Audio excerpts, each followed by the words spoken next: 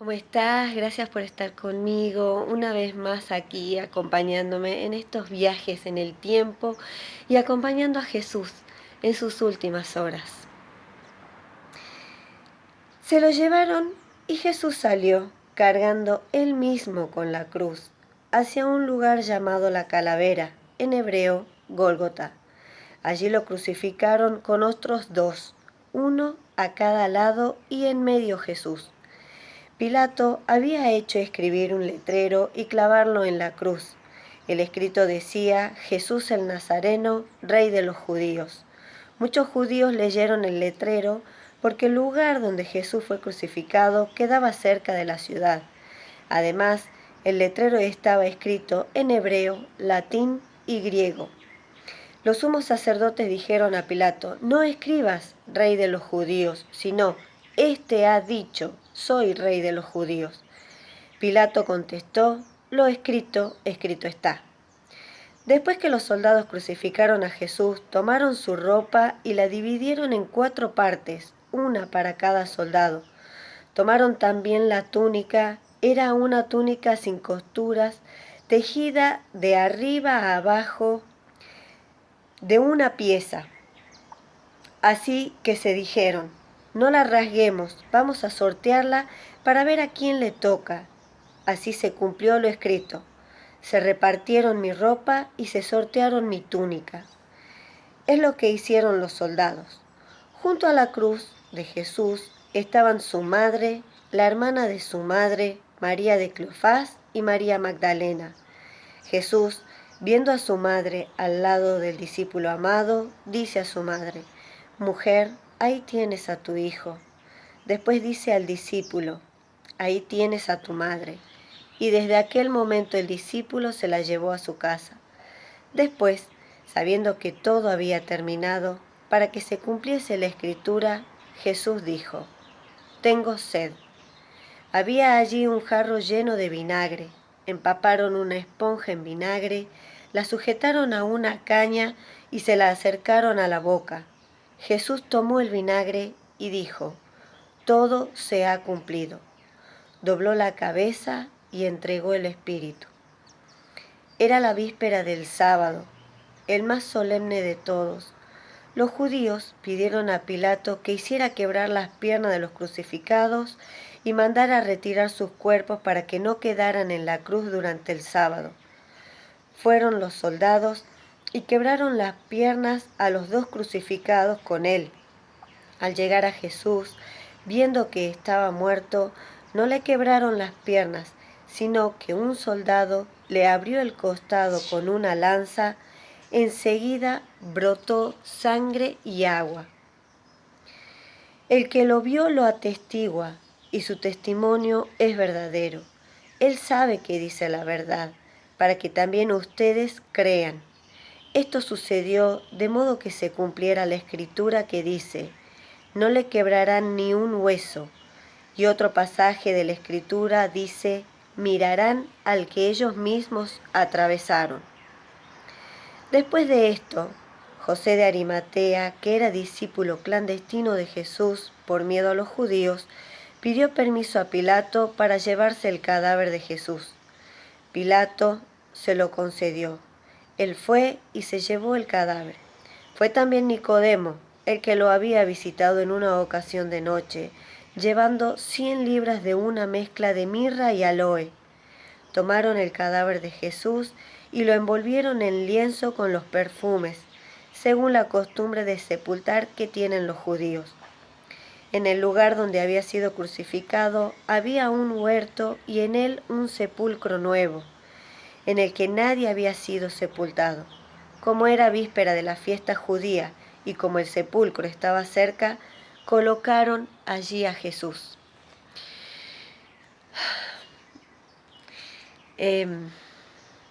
Bueno, este pasaje no solo tiene esto triste, esta muerte triste e injusta de Jesús, sino que también nos dice muchas cosas. Entre las cosas que nos dice, tenemos primero que Pilato le pone un cartel diciendo que Jesús es rey de los judíos. Y lo hace en 3 idiomas, en hebreo, latín y griego. Con ese cartel y diciendo encima lo escrito está, es que Pilato universaliza este reinado de Jesús. Ahora pongamos esta imagen en el Papa. El Papa es rey universal. Les guste o no les guste, esa es la verdad. El Papa es un rey y es universal, como lo escribió Pilato. Por otro lado, tenemos el sorteo de las vestiduras. No, se reparten las vestiduras en 4. Estos 4 representan los 4 evangelistas, cada uno con una parte de la historia de Jesús.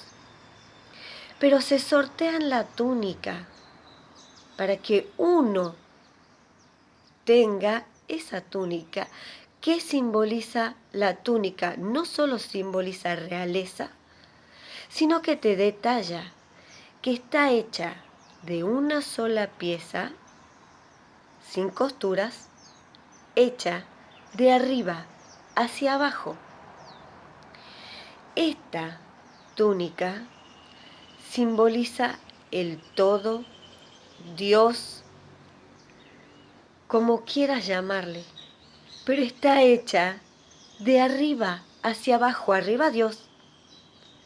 Posiblemente nosotros estemos en el ruedo, pero somos parte de esa túnica.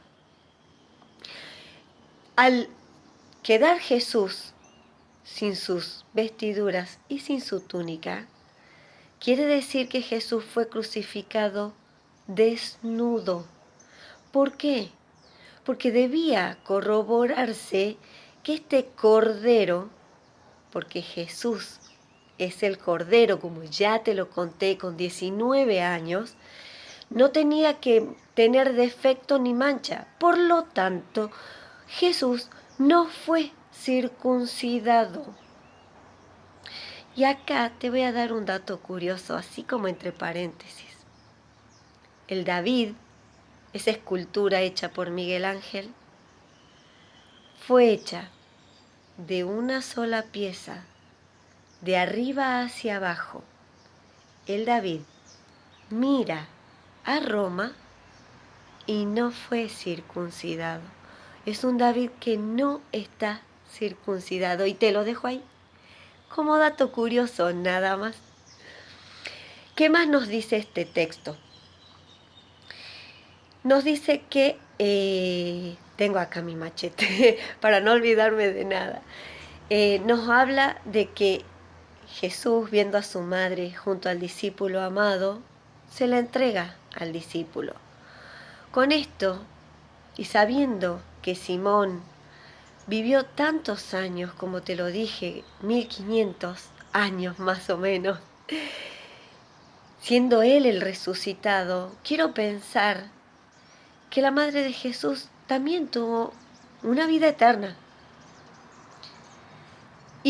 Pero está esta creencia dentro del catolicismo que la Virgen ascendió al cielo en cuerpo y alma. El problema de esta creencia tiene que ver con sus apariciones, con las apariciones de la Virgen que reafirman la creencia en el catolicismo. ¿Qué pasa con estas apariciones de la Virgen? El mensaje. Si te da un mensaje de infierno, de castigo, de conversión, no es la Madre de Jesús. La Madre de Jesús ama, es amor y ama a todos. Jamás, jamás hablaría de infierno, de castigo, de conversión, de nada de eso. Porque en todo caso la única conversión que hay que hacer es que que ames, que te ames y ames. No hay otra conversión. Luego que se anuncia que ya todo está cumplido, Jesús exclama: tengo sed. Le acercan una esponja embebida en vinagre, de la cual toma Jesús. Luego muere. Jesús, después de eso, muere. Entrega su espíritu. Viene el soldado y, viendo que estaba muerto, le clava la lanza y de su costado brota sangre y agua. ¿Qué significa esto que hizo Jesús?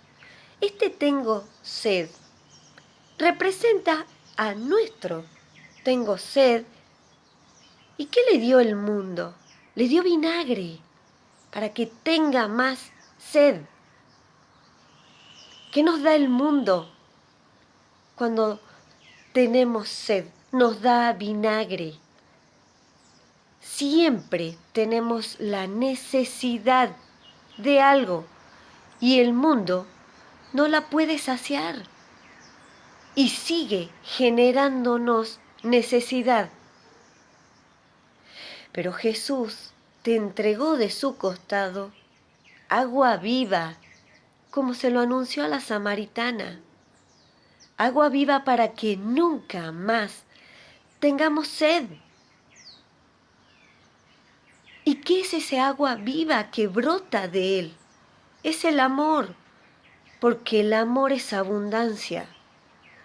Si amás, si te permitís amar, vas a ser abundante y nunca más vas a sufrir de sed, de hambre, de ninguna clase de necesidad. Eso es lo que te está demostrando Jesús con este pasaje. A diferencia de los sinópticos, de ese Jesús que se muestra en los sinópticos, ese Jesús grita: Padre, ¿por qué me has abandonado? Ese es un grito característico nuestro, porque nos sentimos abandonados cuando Él nunca nos abandonó. Dios jamás nos abandonó, está aquí. Somos nosotros los que nos desconectamos del amor. Él no nos abandonó nunca. ¿Y te das cuenta de estas diferencias que hay entre un Jesús, el Jesús de este evangelio, del evangelio de Simón, y el Jesús de los sinópticos? Que ese Jesús de los sinópticos es muy característico nuestro, muy humano, muy desconectado del amor, y acá se muestra un Jesús absolutamente seguro de la misión que debía cumplir, conociendo verdaderamente a su Padre, no sintiéndose abandonado jamás. ¿Por qué? Porque como Él lo dijo, yo estoy en el Padre y el Padre está en mí. Y en cambio el otro Jesús de los sinópticos sintiendo miedo, que el Padre lo abandona, pero todos tratándole de dar otro significado a esas palabras. También nos dice, era la víspera del sábado, es decir, que te acordás que cuando yo te dije que lo condenaron a la crucifixión era al mediodía.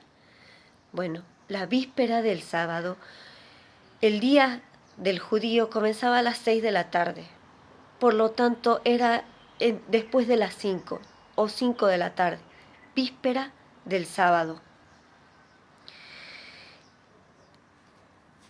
Y ahora vamos al tema de la sepultura. El Papa, como te dije, tiene que vivir lo mismo. No va a ser crucificado, pero va a vivir una muerte.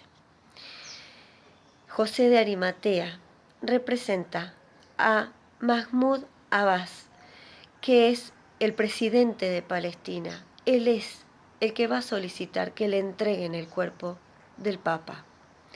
Junto a él va a encontrarse Nicodemo, que es Abraham Skorka, un rabino.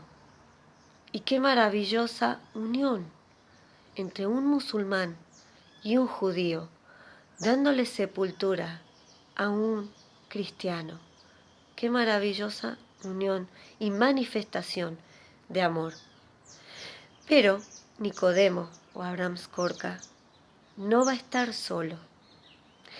Acá nos dice que Nicodemo lleva 100 libras de perfume, que son alrededor de 45 kilos de perfume, una cantidad exorbitante. Podría simbolizar, como muchos postularon, que es porque es la sepultura de un rey.